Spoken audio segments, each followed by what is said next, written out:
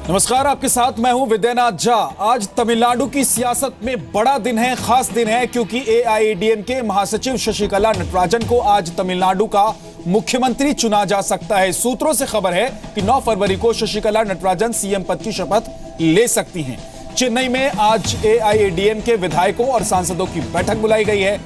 अभी की बड़ी खबर यह है कि शशिकला के घर पर शशिकला नटराजन और सीएम पन्नीर सेल्वम की बैठक चल रही है। इसके बाद दोपहर 1:30 बजे विधायकों और सांसदों की बैठक शुरू होगी। इस बैठक में एआईएडीएमके के विधायक शशिकला नटराजन को सीएम बनाने का प्रस्ताव रख सकते हैं और बैठक में तमिलनाडु के मुख्यमंत्री पन्नीर सेल्वम इस्तीफे की पेशकश कर सकते हैं। बैठक में शशिकला नटराजन को औपचारिक तौर पर विधायक दल का नेता चुना जा सकता है।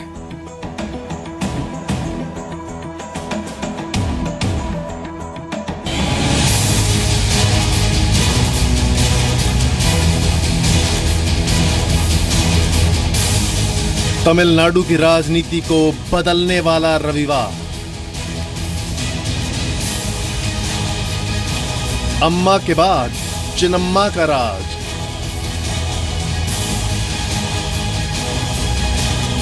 पार्टी सरकार दोनों पर शशिकला का कब्जा।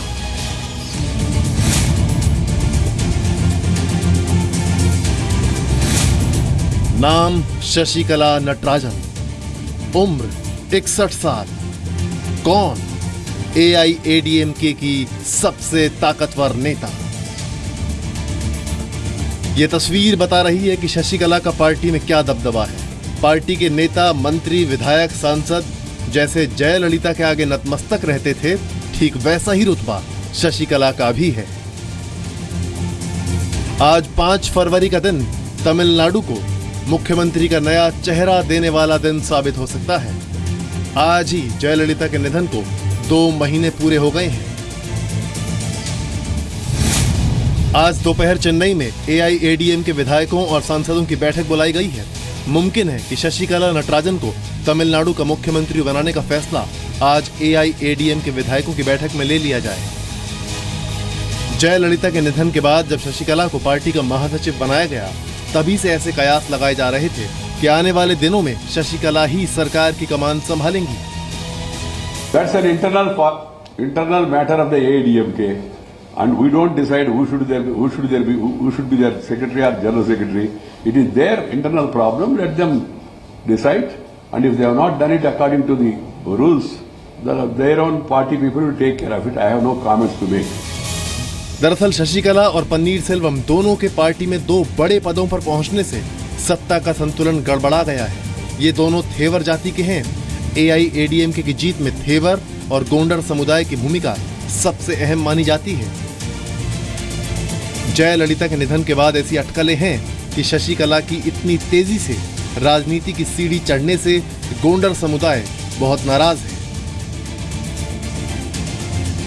एआईएडीएमके भले ही शशिकला के साथ हो, लेकिन शशिकला को चुनौती मिलनी शुरू हो गई है। जयललिता की तरह दिखने वाली और उन्हीं की तरह कपड़े पहनने वाली उनकी भतीजी दीपा जयकुमार ने पिछले दिनों कहा था कि वो पार्टी के साथ हो रहे अन्याय को बर्दाश्त नहीं करेंगी। जयललिता की भतीजी ने कहा था, मैं 24 फरवरी को बुआ के जन्मदिन पर अपनी रणनीति का ऐलान करूंगी। मैं उनकी जगह किसी और को बर्दाश्त नहीं कर सकती।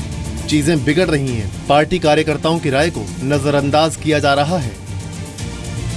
माना जा रहा है कि विधायक शशिकला से तमिलनाडु का सीएम बनने की अपील कर सकते हैं। हालांकि बैठक का एजेंडा तय नहीं है, लेकिन बहुत मुमकिन है कि पन्नीर सेल्वम इस्तीफे की पेशकश कर दें। पार्टी के विधायक सीएम पद के लिए शशिकला का नाम प्रस्तावित करें और उसे मंजूर कर लिया जाए। चुनाव आयोग ने एआईएडीएमके से शशिकला नटराजन को पार्टी का महासचिव बनाए जाने को लेकर निष्कासित सांसद पी शशिकला की शिकायत पर जवाब भी मांगा हुआ है। मुमकिन है कि ऐसे किसी भी और विरोध के सुलगने से पहले ही शशिकला सीएम की कुर्सी पर बैठ जाना चाहती हों।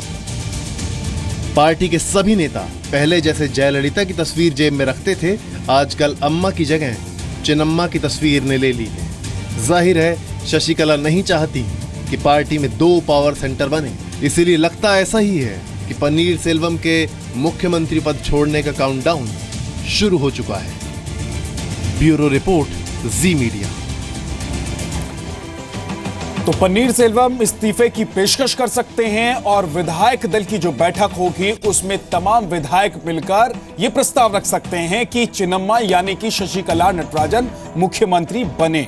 और खबर यह भी है कि जल्द ही वो शपथ भी ग्रहण कर सकती हैं। चेन्नई में दोपहर 1:30 बजे एआईएडीएम के विधायकों और सांसदों की बैठक है और बैठक में क्या क्या होगा बता रही हैं जी मीडिया रिपोर्टर निश्चिता वीरेन। सुनिए।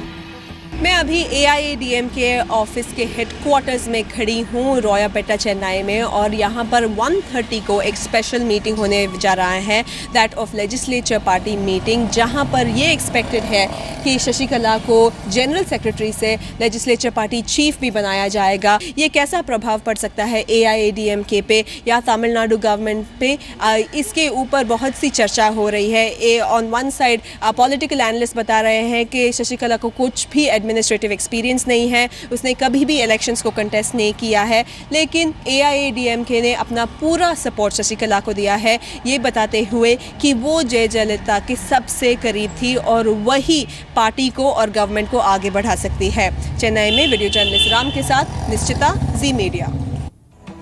तमिलनाडु की राजनीति अम्मा के जाने के बाद बदलनी तय थी और अब वो दिन आ गया है जहां से तमिलनाडु की राजनीति करवट लेगी। अम्मा के बाद चिन्नम्मा कुर्सी पर दिखाई दे सकती हैं और अब उनकी लड़ाई 92 साल के करुणानिधि से नहीं बल्कि उनके हम उम्र और करुणानिधि के बेटे एमके स्टालिन से होगी।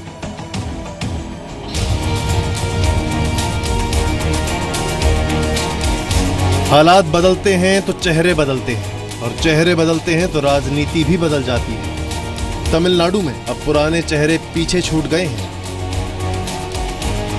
पार्टी बनने से लेकर और बीमारी के बाद दुनिया छोड़ने तक एआईएडीएमके की सर्वे सर्वा जयललिता ही रही, लेकिन अब शशिकला का वक्त है। बहुत मुमकिन है कि वो जल्द जयललिता की विरासत संभाल ले।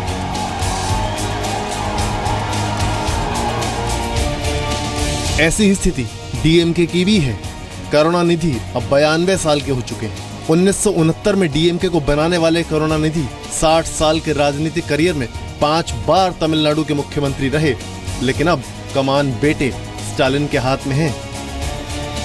यानी तमिलनाडु की राजनीति जिन दो दलों के इर्द गिर्द घूमती है, अब अगली लड़ाई पार्टी के इन्हीं नए चेहरों के बीच लड़ी जाएगी। हालांकि स्टालिन की उम्र भी अब 63 साल हो चुकी है। जयललिता के बाद शशिकला ही क्यों, ये जानने के लिए अम्मा और चिन्नम्मा यानी जयललिता और शशिकला के बीच के रिश्ते और लंबी दोस्ती को समझना जरूरी है। अम्मा के पार्थिव शरीर के दर्शन के दौरान पूरे वक्त जयललिता के दाहिने हाथ की तरफ सबसे करीब अगर कोई था तो वो शशिकला नटराजन ही थी। करीब 3 दशक पहले एक वीडियो पार्लर चलाने वाली शशिकला जयललिता की सबसे करीबी और विश्वास पात्र रही। जयललिता जब मुख्यमंत्री थी तब भी एआईएडीएमके के सभी मामले शशिकला ही देखती थी। आप कह सकते हैं कि शशिकला जयललिता की न सिर्फ सबसे करीबी थी बल्कि पार्टी और सरकार में कहां क्या चल रहा है इसकी खबर भी शशिकला ही जयललिता को देती थी। शशिकला पहली बार जयललिता के संपर्क में उस वक्त आई जब जयललिता एमजी रामचंद्रन के मुख्यमंत्री रहते हुए पार्टी की प्रचार सचिव थी। सरकार में पीआरओ रहे शशिकला के पति एम नटराजन ने आईएएस अधिकारी चंद्रलेखा की मदद से जयललिता से उनकी मुलाकात कराई थी।